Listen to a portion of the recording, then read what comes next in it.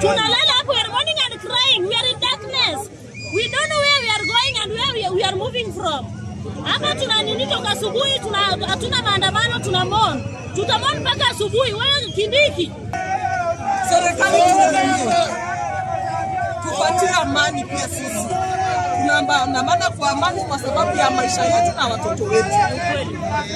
Hata tuko na maandamano na tunaongojea maandamano yanayokuja. Kenya baba atasema ndio sisi tutafanyia. Yes. Sisi hatuwezi kusikia mambo yako. Hatuna